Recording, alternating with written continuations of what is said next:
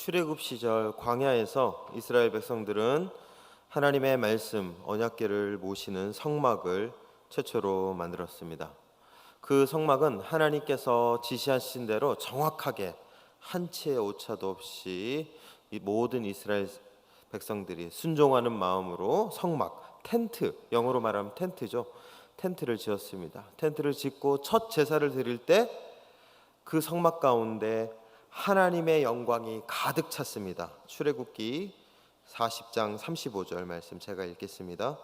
모세가 회막에 들어갈 수 없었으니 이는 구름이 회막 위에 덮이고 여호와의 영광이 성막에 충만함이었으며. 이렇게 처음 성막이 만들어졌을 때 그 성막 가운데 하나님의 영광이 가득 찼었습니다.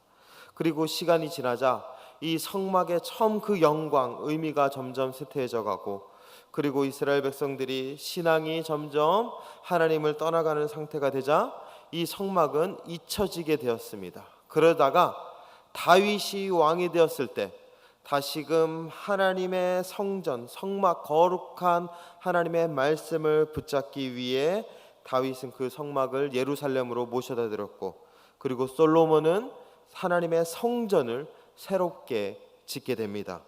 그래서 하나님의 성전을 짓게 되자 광야 시절 이 이스라엘 사람들이 성막을 지었을 때 나타났던 그 경험을 또 한 번 하게 됩니다. 열왕기상 8장 11절 말씀입니다. 제가 읽겠습니다. 제사장이 그 구름으로 말미암아 능히 서서 섬기지 못하였으니 이는 여호와의 영광이 여호와의 성전에 가득함이었더라. 두 번째 성전이 지어졌을 때에도 그 첫 제사 가운데 하나님의 영광이 그 성전 가운데 가득하였고, 어떤 사람도 거기에 가까이 가지 못할 정도로 하나님의 위엄이 충만한 사건이 일어나게 되었습니다. 그런데 이 솔로몬의 성전도 안타깝게도 어떻게 되었죠? 남유다가 멸망을 당할 때 함께 무너지게 되었습니다. 그런데 이 사건은 많은 이스라엘 사람들에게 큰 충격이었습니다. 단순히 나라가 망했다, 우리나라가 힘이 없어서 바벨론에서 망했다라는 그런 의미를 뛰어넘어서 당시 이스라엘 백성들, 아니 고대 사회에서는 나라가 패배했고 성전이 무너졌다라는 것은 결국 우리가 섬기는 신은 그 우리를 공격한 신보다 약하다라는 인식이 강했다라는 것이죠.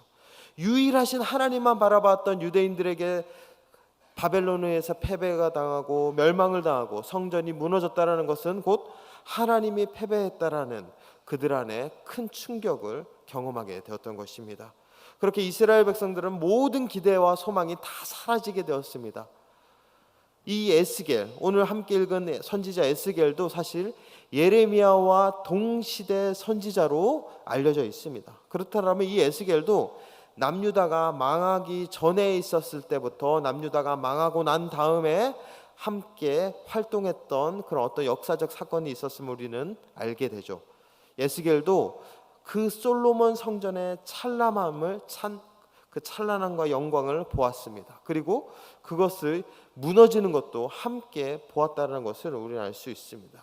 에스겔의 마음도 많은 그 유대인들의 마음과 다르지 않았을 것입니다. 우리가 섬기는 유일하신 하나님이 바벨론에 의해 패배했다. 이제 더 이상 하나님은 능력이 없고 더 이상 이스라엘 가운데 하나님의 영광은 없을 것이라고 생각했을지 모릅니다. 그런데 참 놀라운 것은 이렇게 모든 게 다 끝이 났다라고 생각했던 그때 하나님께서 이 에스겔에게 나타나셔서 환상 가운데 보여주셨습니다.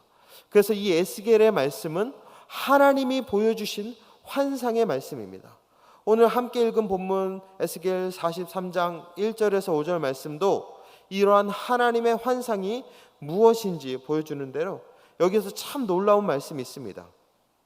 1장 2절입니다. 43장 2절에 여호와 이스라엘 하나님의 영광이 동쪽에서부터 오고 있다라고 그렇게 고백하고 있습니다.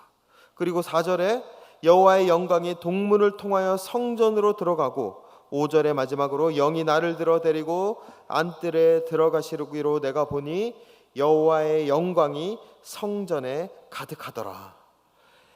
광야 시절 처음 성막을 지었을 때 그때 첫 제사 가운데 나타났던 하나님의 영광, 솔로몬의 성전을 짓고 그 성전 가운데 처음 드렸던 그 제사 속에서 나타났던 하나님의 영광이 다시 한번 에스겔의 환상 가운데 나타나게 되었다라는 것입니다. 이것이 뜻하는 바가 무엇일까요? 많은 사람들은, 많은 유대인들은 바벨론에 의해서 하나님이 패배했다라고 생각하지만 하나님은 그게 아니라는 것입니다. 하나님은 패배한 것이 아니라 이스라엘 가운데 여전히 광야 시대 때 성막을 통해 하나님의 영광이 드러나였고, 그 다음에 솔로몬 시대 때 솔로몬의 성전을 통해서 하나님의 영광이 드러났듯이 앞으로도 하나님께서는 하나님의 성전 가운데 하나님의 영광이 계속 나타나게 될 것이라는 소망의 말씀을 에스겔에게 준 것입니다. 그렇기 때문에 에스겔은 이 말씀을 통해 소망을 갖게 되었습니다. 희망을 갖게 되었고 기대를 갖게 되었습니다. 하나님의 패배한 게 아니었구나. 하나님이 힘이 없는 게 아니었구나. 우리가 죄를 지어서 바벨론에 의해서 패배했구나라는 것을 깨닫게 되었죠. 그리고 하나님의 새 일을 행하시는 것을 이제 다시금 기대했습니다. 인간은 죄로 인해서 무너지고, 인간은 죄로 인해서 쓰러지고 실패하지만 그 인간의 실패의 역사 가운데서 하나님은 일하시고 새 일을 행하시고 그 가운데 하나님의 영광을 계속 드러내 주신다라는 사실을 에스겔은 깨닫게 되었던 것이죠. 그래서 에스겔은 그 하나님의 말씀을 많은 이들에게 알려주었습니다. 오늘 이 말씀을 보는 우리들도 마찬가지 함께 이 소망을 가지게 될 줄 믿습니다. 하나님은 이렇게 우리가 실패하고 넘어지고 죄 가운데 쓰러지지만 그 가운데서도 새 일을 행하시는 분이십니다. 그 가운데서도 하나님의 영광을 거두지 않으시고 계속적으로 우리에게 나타내시는 분이십니다. 광야의 성막에서, 솔로몬의 성전에서, 그리고 에스겔의 그 환상 가운데 나타난 새로운 성전을 통해서 하나님의 영광이 계속적으로 나타냈듯이 우리의 삶 가운데서도 하나님의 영광이 계속적으로 나타나게 될 것입니다. 우리 모든 사람들은 이러한 믿음으로 하루하루를 살아가는 자들입니다. 그렇기 때문에 우리의 삶 가운데 우리가 넘어지고 우리가 쓰러지고 낙망하고 때로는 하나님 앞에 그런 죄를 짓는다 할지라도 우리의 마음 가운데 무엇을 반드시 붙잡아야 될까요? 하나님이 새 일을 행하시고 나를 변화시키시고 새 소망을 주신다라는 그 사실을 우리는 반드시 붙잡아야 될 줄 믿습니다. 그런데 이러한 하나님의 새 일, 어디에서부터 나타나게 되는 것일까요? 말씀에서 보니까 성전을 통해서 영광이 나타난다라고 그렇게 고백하고 있습니다. 하나님은 하나님의 새 일, 하나님의 영광, 하나님의 그 소망을 가장 먼저 성전을 통해 부어주셨습니다. 광야에서도, 솔로몬 시대 때에도, 그리고 에스겔의 환상 가운데서도 성전 가운데 하나님의 영광을 드러내 주셨습니다. 그렇기 때문에 우리가 날마다 하나님의 새 일을 기대하며 나아가기 위해서는 어디에 있어야 될까요? 성전에 있어야 합니다. 성전 가운데 거하시는 하나님의 영광을 통하여서 우리는 하나님의 새 일을 행하실 수 있다는 것이죠. 그렇게 본다면 우리는 어떠한 이 텐트나 광야 시대의 텐트나 아니면 솔로몬 시대 때의 성전이나 어떤 건물에 있어야 되느냐라고 생각할 수 있는데 꼭 그렇지만은 않습니다. 왜냐하면은 오늘날 이 시대 가운데선 하나님께서 새로운 성전의 개념을 우리에게 주셨기 때문이죠. 우리는 예수 그리스도를 믿음으로 그렇게 고백하며 구원을 받았습니다. 그래서 사도 바울의 고백처럼 우리의 이 몸이, 우리가 하나님이 전에 성령이 거하시는 하나님의 성전이 되었다라고 그렇게 고백하고 있죠. 그렇기 때문에 오늘날 이 하나님의 영광이 머무는 곳은 어딜까요? 바로 하나님의 성전인 우리들입니다.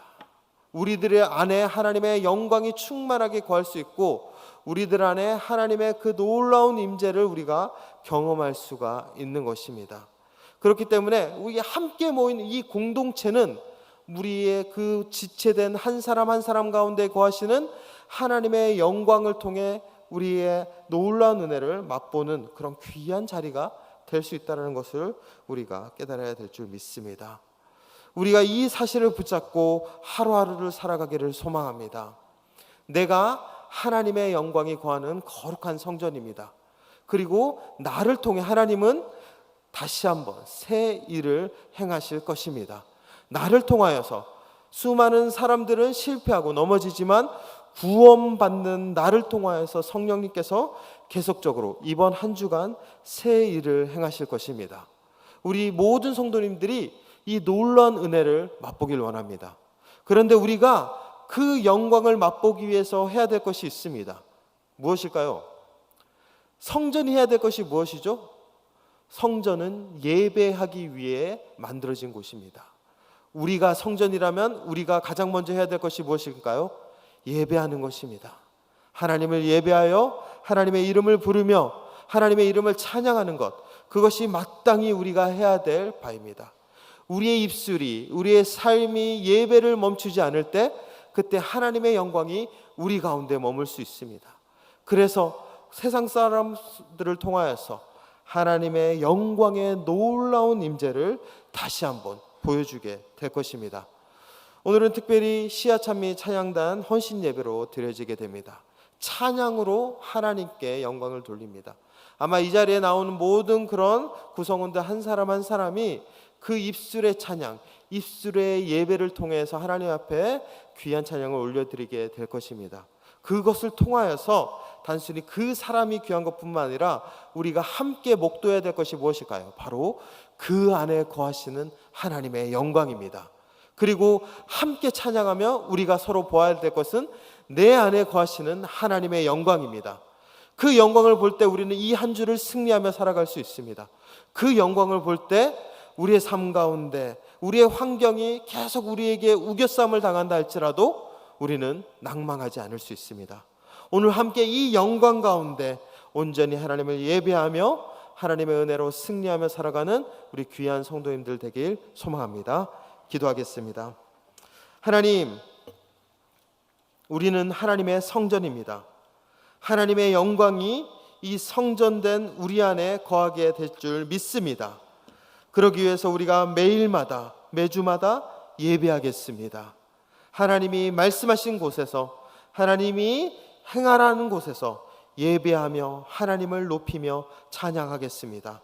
우리 가운데 하나님의 영광을 다시 한번 드러내 주시옵시고 우리의 이 영광, 하나님의 영광을 통해 이 세상에 빛으로 살아갈 수 있도록 주님 역사하여 주시옵소서. 환경 속에서 쓰러지고 넘어지고 실패한다 할지라도 우리 가운데 거하시는 하나님의 영광을 우리가 끝까지 붙잡으며 날마다 승리하며 살아갈 수 있는 귀한 성도님들 될 수 있도록 주님 은총을 내려 주시옵소서.